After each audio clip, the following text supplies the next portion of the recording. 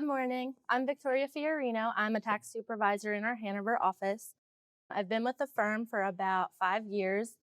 I'm a part of the state and local tax group. I've been a part of that for about 3 years now. Did you know that the first domestic product to be taxed in the U.S. was distilled spirits in 1771? It was intended to generate revenue for the war debt incurred during the Revolutionary War.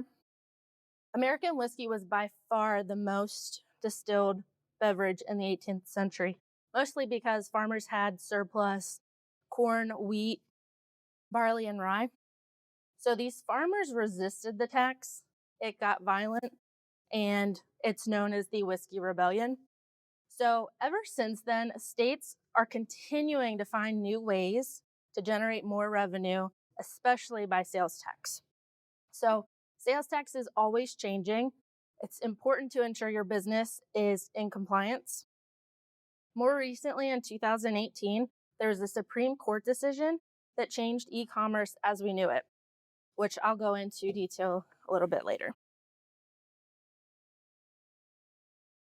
So what I'm going to talk about is the manufacturing exemption. So what it is, what is exempt, what isn't exempt, how utilities can be exempt with this exemption.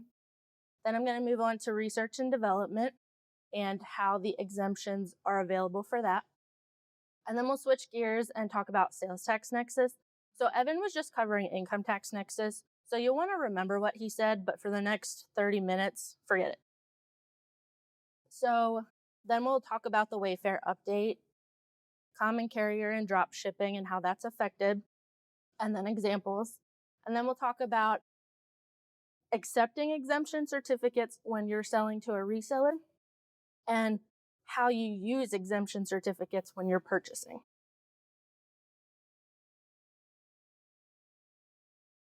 One of the benefits of the manufacturing industry is that it provides many opportunities to take advantage of sales tax exemptions and with that reap major cost savings. Many states provide exemptions for items used in manufacturing processes. The caveat is that the manufacturing exemption vary by state. Pennsylvania exempts from sales tax the services and tangible personal property, including machinery and equipment, used directly and predominantly in manufacturing or processing operations by the purchaser. Since Pennsylvania's exemption is eligible for processing operations as well as manufacturing, many industries that you wouldn't typically consider also benefit from the exemptions. This includes any business that is processing an item in such a way that it has a different use or maybe an extended life. A few examples of processing include filtering honey, coloring metals or plastics, or slaughtering and dressing of animals for meat for sale. Two important definitions for this exemption are direct use and predominant use. Direct use is when the use occurs during the production activity, where the production activity is occurring, and that it's integral and essential to the production activity. An example of direct use would be the nuts and bolts that are used to hold machinery and equipment together. So it's there during the production activity. It's going on while the production activity is going on. And it is essential because it is holding the machinery together and it could not work the same. An example that is not direct use would be the wrench you use to tighten the nuts and bolts on the machine, because you're probably not tightening them during the activity. And it's not essential because you could probably use something else to tighten the nuts and bolts. So predominant use is the use of the property more than 50% of the time during the manufacturing or processing operations. An example of predominant use is if you have one forklift that you use entirely. So say that a quarter of it was from picking up raw materials and storage to bring them to the first production line, but then you also use it 3/4 of the time during the production activity, moving it from machine to machine. So that is predominantly used in the manufacturing operation because it is used more than 50% of the time during the operation itself. An example that wouldn't be predominant use is if you had 2 forklifts and you used one solely for moving raw materials from storage to the production line. That is not predominant use of that one forklift. So this sales tax exemption applies to machinery and equipment, including parts and foundation directly used, raw materials and supplies used in actual production, research for new or improved products or way of producing the products, safety supplies and apparel for employees while engaging in production activities, packaging supplies and equipment if incidental for the delivery to the end consumer, and utilities used directly in production. So what is an exempt? This is a list of items that aren't exempt, but we're going to go through these one by one and with some pictures. So this is a great illustration of what is considered to fall within the production cycle. So pre-production is where you're receiving and you're storing your raw materials, and you have the production cycle, but then post-production is after it's packaged for the end consumer. So anything that happens in pre-production and post-production that is directly and predominantly used in pre- and post-production is not exempt. Next is vehicles. They aren't exempt if they're required to be registered in Pennsylvania.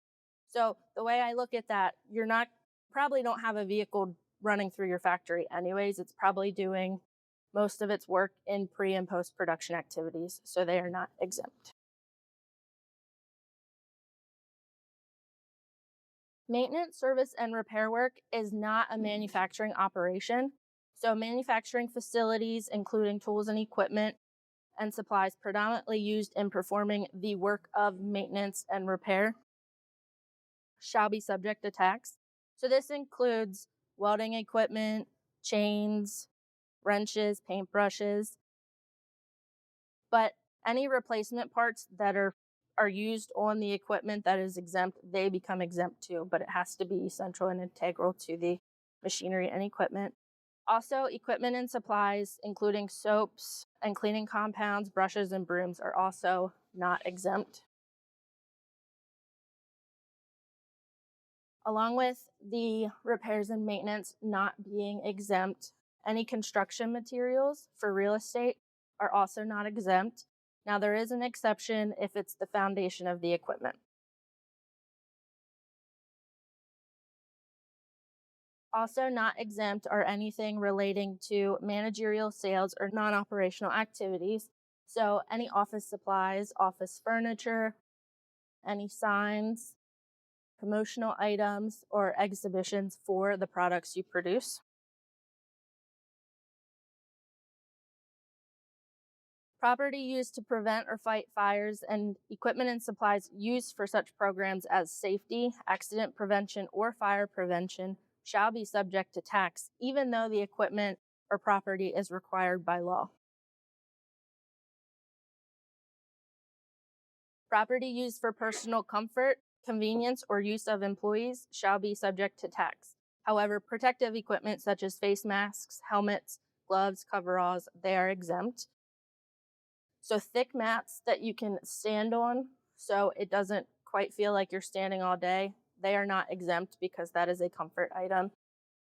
A stool so someone can sit next to a machine while it's running, that is not exempt because that is comfort.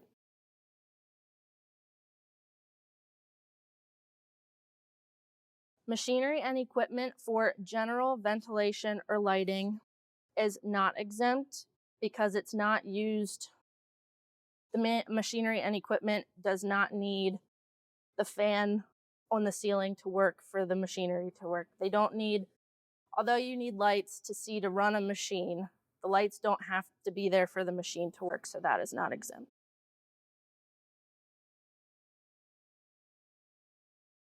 Property used in waste handling and disposal of pollutants shall not be deemed to be directly used and shall be subject to tax unless such property qualifies as pollution control. So now we're going back to what is exempt. So, certain utilities can be exempt if used during the production process. Operating supplies such as fuel, lubricants, electricity, and compressed air used actively and continuously in operating activities are exempt. Electricity is exempt in if it is consumed by machinery and equipment that is directly used in the exempt manufacturing process. So this in Pennsylvania, a detailed energy study must be performed to identify the exact percentage of utility that is exempt from tax. This includes calculating the annual consumption for each device that is consuming the utility and then distinguishing between production devices and non-production devices.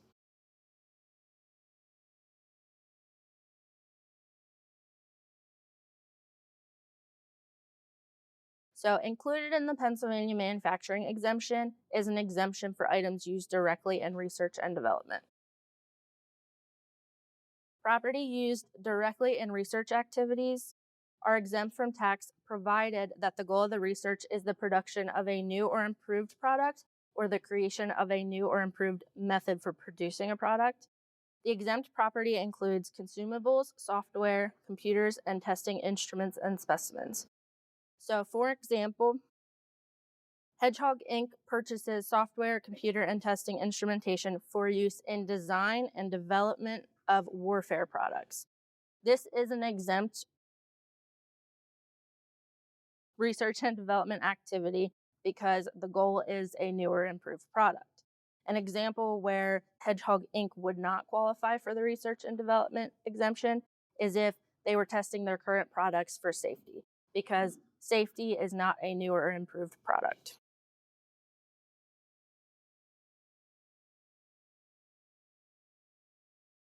Items used to test and inspect the manufactured product throughout the production cycle are considered directly used in the manufacturing or processing and are exempt. Testing equipment used within the manufacturing process is exempt from sales tax. Quality control must rise to the level of testing or inspecting to fall within that exemption as well. So, an example here, Big Box Inc. sends small samples of their product to a lab at the end of their manufacturing process to ensure proper size, shape, and consistency. If an item does not meet their standards, they are put back through a screener, crusher, or other equipment to be further processed. So, does this qualify as an exempt activity? Yes, it does, because the item used in this quality control. Yes, because it has to be a proper size, shape, or consistency for them to be able to sell it. Does anyone have any questions with the exemptions before we move on?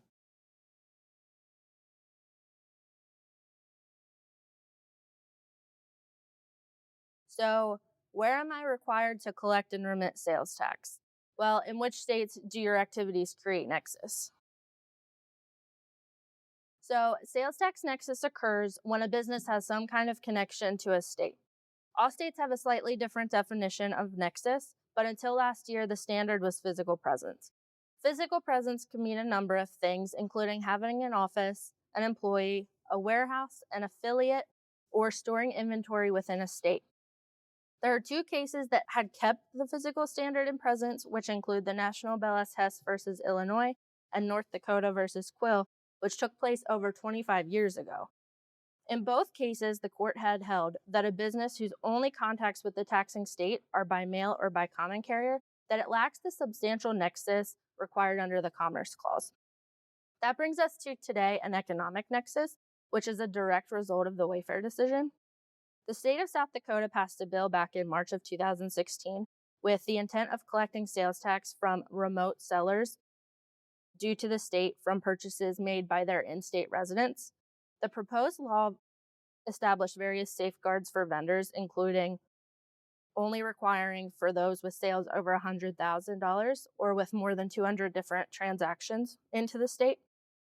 So this was the first kill quill case to reach the U.S. Supreme Court. The court issued its decision back in June of 2018, with the court split 5-4. The majority opinion determined that the physical presence rule of quill was unsound and incorrect with today's economy, and then overruled it. Since then, mostly all states that impose a sales tax have jumped on board. with this economic nexus, although their dollar and number of transaction thresholds do differ.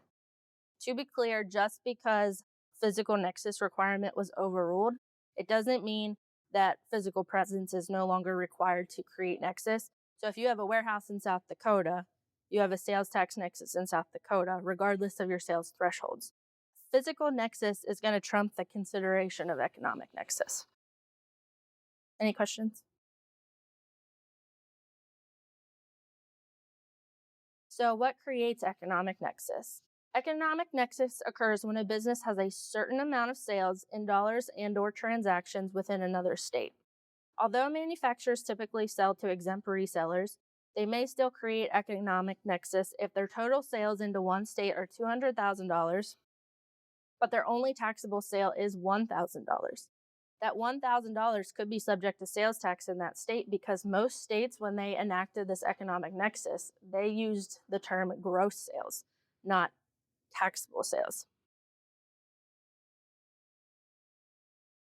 Okay, so what about using third-party delivery? So in the past, there were planning opportunities to shield businesses from creating sales tax nexus by using a common carrier or a drop shipper. Now it may not matter if you use a third-party delivery service or not. If your sales are in excess of the economic thresholds in that state, you have created sales tax nexus regardless of your delivery method.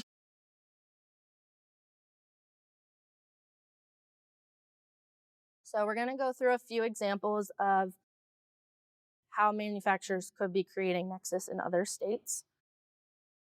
So a manufacturer located in Pennsylvania sells to a customer located in Maryland and has a distributor, which is a common carrier, deliver. The manufacturer's total sales in Maryland exceeds $100,000. So the manufacturer isn't physically located where the sale occurs, which is in Maryland, so they don't have physical nexus, but because their sales exceed $100,000 in Maryland, it means they have economic nexus. So then the next part we're going to look at is the distributor. So they are physically delivering to Maryland, so they have a physical nexus in Maryland. Example 2. So a manufacturer located in Pennsylvania sells to a customer located in West Virginia and has a common carrier deliver. The manufacturer's total sales in West Virginia are $45,000. So the manufacturer located in PA is not physically located in West Virginia, and their sales do not exceed the $100,000 economic nexus threshold, so they don't have nexus in West Virginia. The distributor, on the other hand, has physical nexus because they are delivering into West Virginia. Example 3. Manufacturer located in Pennsylvania sells and delivers to a customer located in Virginia. Manufacturer's total sales in Virginia exceeds $100,000. So the manufacturer is physically going to Virginia to deliver, so they have physical nexus. You don't have to consider their sales because they're already located there. They have nexus.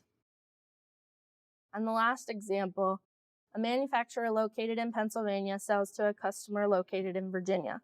The customer picks up in Pennsylvania. So the manufacturer has physical presence in Pennsylvania, and that's where the transaction occurred. Any questions?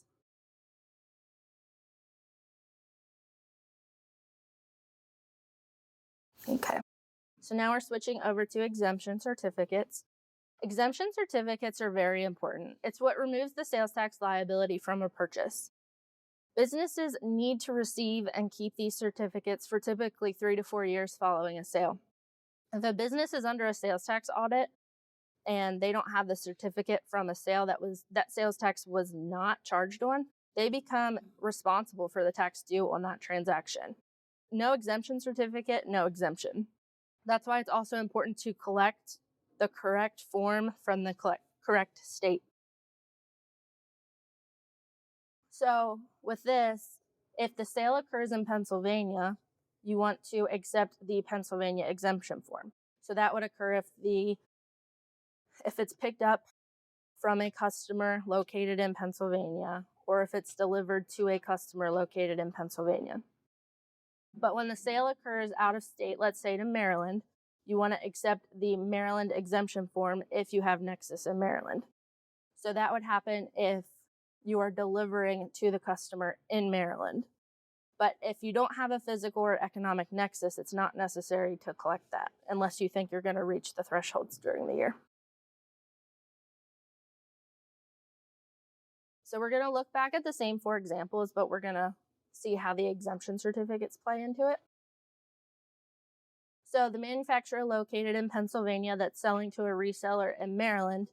So we already know that the manufacturer has economic nexus in Maryland. So the manufacturer needs to collect a Maryland resale certificate for the sale to be exempt from sales tax. Example 2. The manufacturer located in Pennsylvania sells to the reseller located in West Virginia.